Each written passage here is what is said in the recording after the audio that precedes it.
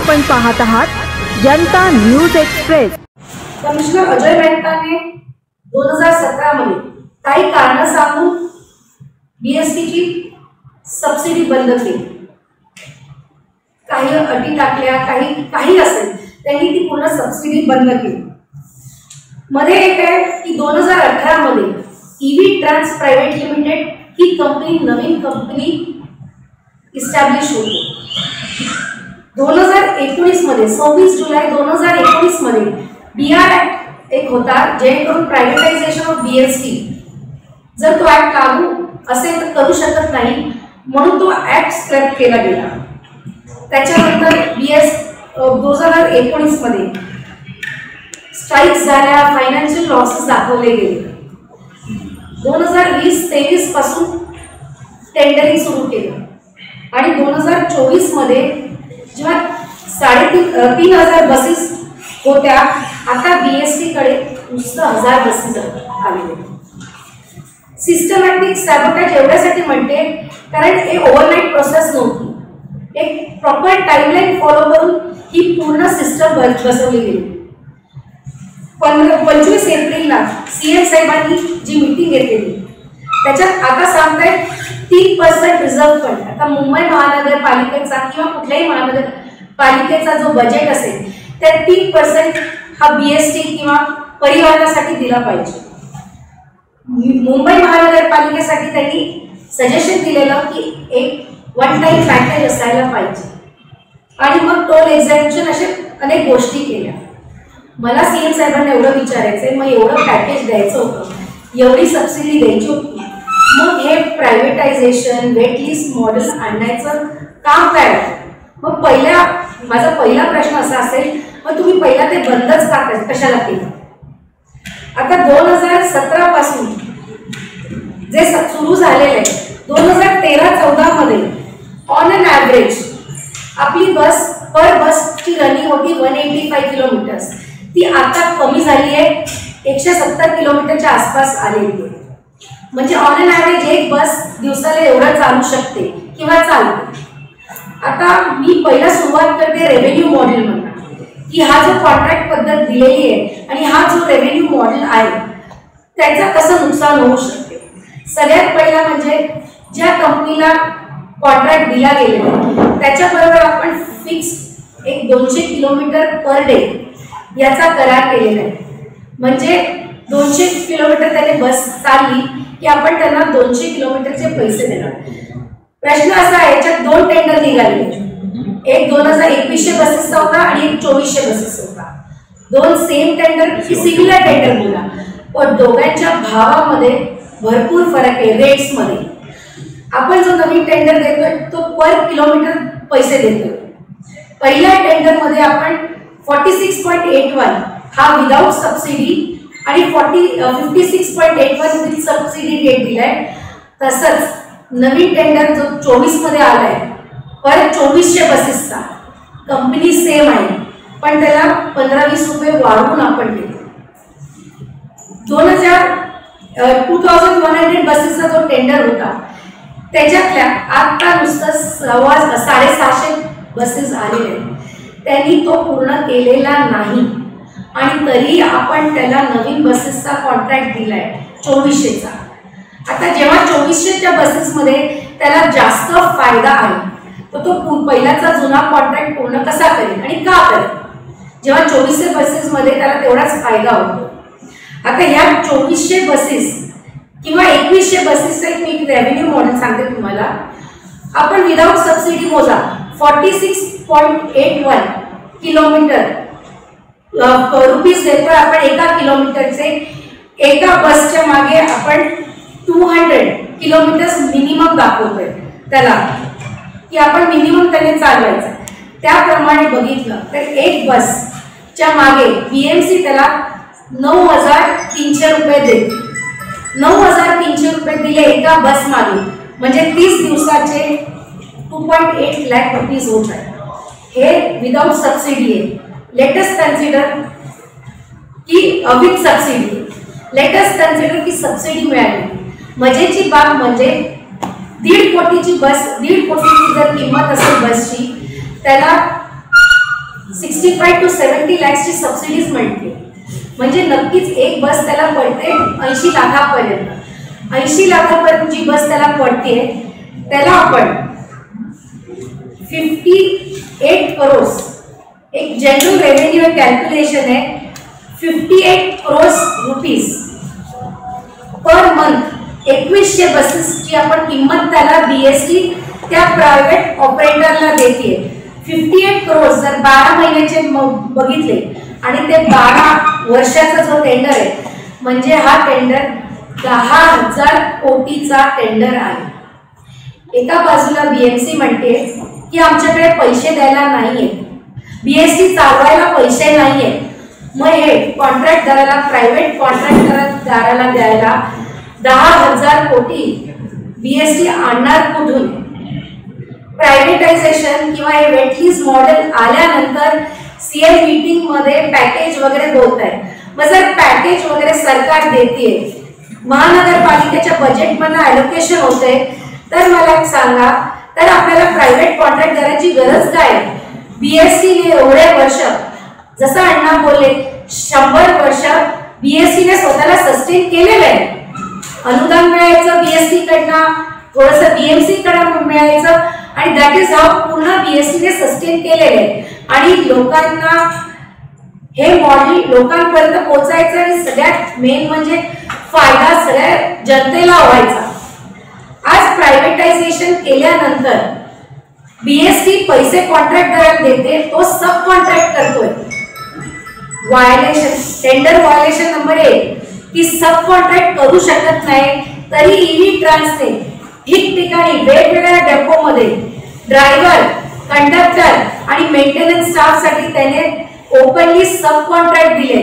मग सब कॉन्ट्रॅक्टरला फायदा होतोय, पेरेंट कंपनी आहे जी ईव्ही ट्रान्सला फायदा होतोय, चालू बीएसटी चालू. मग बीएसटीला का फायदा होत नव्हता?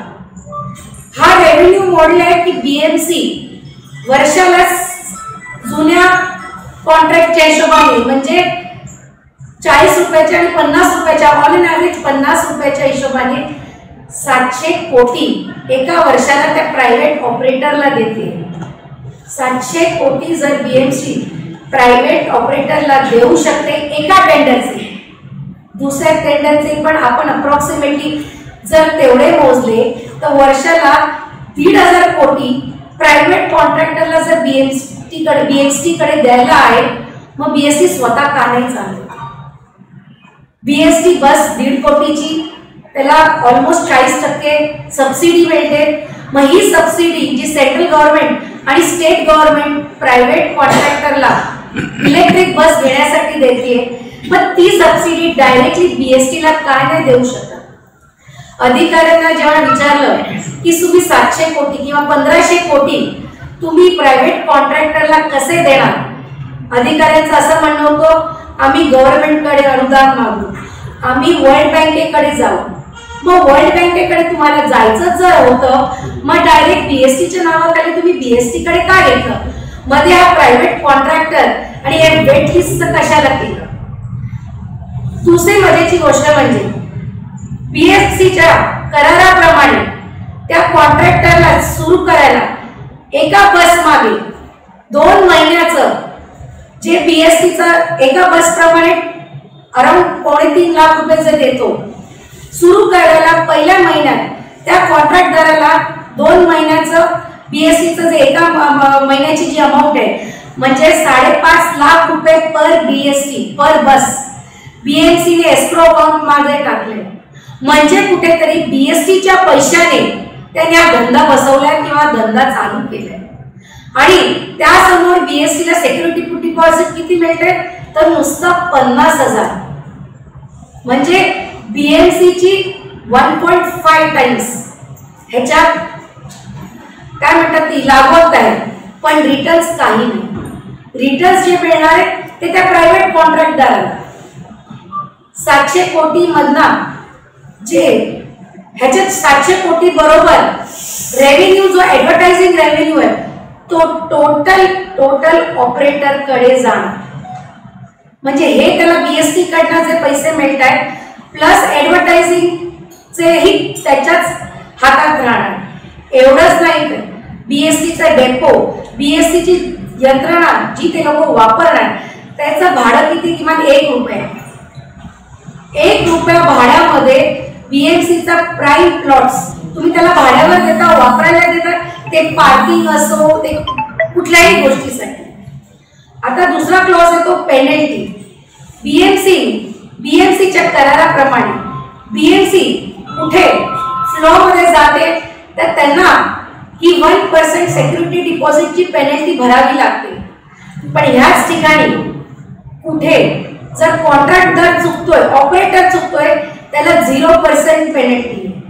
उदाहरण असं आहे की 2132 पहिल्या कॉन्ट्रॅक्ट मधल्या 2132 मधल्या नुसतं 650 बसेस आले. आणि कारण काय देतात की चायनाने पॉलिसी चेंज केली म्हणून आम्ही करू शकत नाही. मग या कारण आपण बीएसटी ऐकून घेते, त्यांना टर्मिनेशन नाही, त्यांना दुसरी कुठलीही पेनल्टी नाही. दोघांमध्ये जर डिस्प्यूट होतो तर बीएसटी डायरेक्ट असा क्लॉज आहे की बीएसटीने त्याला डायरेक्ट एक चर्चा करून त्याचे जो पण नुकसान भरपाई होईल ती करायची. पेमेंटची बाब आली तर ती ट्रिब्युनलकडे जाईल, मॉनिटरिंग कमिटीमध्ये जाईल. ह्याच्यावर कोणाचंही म्हणजे बीएसटीचं काहीही नियंत्रण नाही. बीएसटी जेव्हा चालते आपण त्यांना 200 किलोमीटर पर डे चालवायचं आपण एक अट ठेवलेली आहे. बीएसटीची बस एकदा डिपो सोडते म्हणजे त्यांचा ऑपरेटरचा मीटर डाऊन होतो आणि त्याच्यानंतर ती त्या दिवसाचा 200 किलोमीटर चालवते की नाही याच्यावर कोणाचंही नियंत्रण नाही. 2100 आणि 2400 बसेसच्या मागे लक्ष ठेवायला बीएसटी कडे यंत्रणा नाही. म्हणजे शेवटी कॉन्ट्रॅक्टर जो रिपोर्ट सबमिट करेल त्याच्यावर बीएसटीला मान्य करावं लागेल आणि ते करत आलेली आहे. 2016 पासून रिटायर्ड अधिकाऱ्यांचे एरियर्स, ग्रॅच्युटी द्यायला बीएसटी कडे पैसे नाहीये, पण कॉन्ट्रॅक्टरांचे बिल हे मात्र वेळेवर निघत जात आहेत. प्रश्न असा येतो जर तुम्हाला एरियर्स वर्षानुवर्ष काढलेले अधिकारी वर्कर लोक न द्यायला पैसे नाहीत, मग कॉन्ट्रॅक्टरचे बिल कसे निघतात? आता बीएमसीचं हे रेव्हेन्यू मॉडेल होतं which doesn't generate revenue for the BMC. दुसरीकडे आपण जेव्हा बघतो तेव्हा बिल्ड ऑपरेट ट्रान्सफर असते की बिल्ड करा, ऑपरेट करा आणि at the end of the tender किंवा at the end of the agreement ती वास्तू, ती प्रॉपर्टी, ती त्या संस्थेला किंवा गव्हर्नमेंटला मिळते. एवढं सगळं झाल्यानंतर अप्रॉक्सिमेटली 4 वर्षात त्याचा सगळा खर्च निघून त्याचा प्रॉफिट चालू होऊन आपण त्याला 12 वर्षाचा कॉन्ट्रॅक्ट दिलाय. 12 वर्षानंतर या ज्या काही बीएसटी बसेस असतील तो आपल्या बरोबर सगळ्या घेऊन जाईल. म्हणजे 10,000 कोटीचं एक, 10,000 कोटीचं दुसरं टेंडर देऊन शेवटी ॲट द एंड ऑफ 10 वर्ष बीएसटी कडे होतं काय? 0. एकही बस उरत नाहीये आपल्याकडे, एकही प्रॉपर्टी वास्तू उरत नाहीये. याच बरोबर वारंवार प्रायव्हेट कॉन्ट्रॅक्टर दिल्यानंतर अनेक इन्सिडेंसेस झाले. फायर असो, ऍक्सिडेंट्स असो. लेटेस्ट होतं 9 डिसेंबरला पुण्याला जे संजय मोरे नावाच्या चालकाचा ऍक्सिडेंट झाला. त्या चालकाचा ऍक्सिडेंट कशामुळे झालं? बीएसटी मध्ये जेव्हा ड्रायव्हर येतात तेव्हा त्यांना 2 महिन्याची ट्रेनिंग घ्यावी लागते. ऍक्सिडेंट्स होतील किंवा चलान निघतील हे सगळे तुम्ही भरणार, सगळी जबाबदारी लीगल वगैरे तुमची, आम्ही काहीही करणार नाही. मग कुठेतरी ते स्ट्रेस मध्ये पण ड्रायव्हर असतात. म्हणजे इकडे कम्प्युटर्सचं नुकसान, बीएसटीचं नुकसान आणि शेवटी कामगारांचंही नुकसान. मग एवढं सगळं असून सुद्धा हा मॉडेल आम्ही अशी मागणी करतो की जर वर्ल्ड बँकेकडनं अनुदान मागायची वेळ येतच आहे, सरकार मदत करत आहे, बीएमसी मदत करणार आहे, मग या प्रायव्हेट कॉन्ट्रॅक्टदारांची जरा पण गरज नाही. बीएसटीने 100 वर्ष काढली, स्वतःला सस्टेन केलंय आणि अजून 100 वर्ष काढू शकतात. नवी मुंबई सारखी छोटी नगरपालिका वर त्यांनी जो मॉडेल अप्लाय करायचे, जेवढे त्यांचे प्रायव्हेट प्लॉट्स आहेत सेल्फ डेव्हलपमेंट करून त्यांनी ते भाड्यावर दिले आणि रेव्हेन्यू जनरेट करतात आणि त्याच्यावर त्यांची ती बस सिस्टम चालते, परिवहन चालतं. जर नवी मुंबई करू शकते तर आपण का नाही करू शकत? 27 डेपो हे प्राईम प्लॉट्सवर आहे. मुंबईमध्ये ऑलरेडी 4 डेपो 15 वर्ष आधी दिले गेले. त्याचा BST ला फायदा काय झाला? माझ्या प्रभागात एक डेपो गेला आणि आता तिकडे जी बिल्डिंग रेसिडेन्शियल कॉम्प्लेक्स बनली आहे त्यांचं असं म्हणणं आहे की BST आमच्या जागेवर आहे, आम्हाला ते परत घ्यायची आहे ती जागा.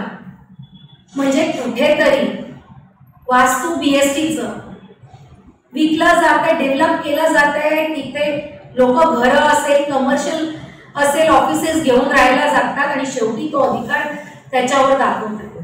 BST कडे एवढ्या वर्षानंतर उरलं काय? काहीच नाही. यापुढे पण असं म्हणताय की अजून डेपो प्रायव्हेटाईज होणार आहे, डेव्हलपमेंटला दिले जाणार आहेत. मग ह्याच जागी वर्ल्ड बँकेकडनं लोन घेऊन मुंबई महानगरपालिकाने जेवी करून BST बरोबर वरली सारखा प्लॉट जोड. BKC मध्ये MMRDA 2000 कोटीचा प्लॉट 3000 जॅपनीज कंपनीला विकते. मग वरळीमध्ये एका प्लॉटची किंमत किती असेल? वरळीचा जो BSTचा प्लॉट आहे तिकडूनच BST सस्टेन करायला रेव्हेन्यू जनरेट होऊ शकतो. BMCने तिकडे प्रायव्हेट स्ट्रक्चर बनावं आणि जॉईंट असेट ठेवावं. मग एवढे सगळे ऑप्शन्स असून या सरकारकडे नुसतं प्रायव्हेटायझेशन आणि ते पण विशिष्ट कंपनीला का प्रेम दाखवते? अचूक बातम्या, निपक्षपाती विचार, अन्यायाविरुद्ध वाचा फोडणारे परखड विचारांचे सार्वभौम दैनिक प्रजासत्ताक जनता.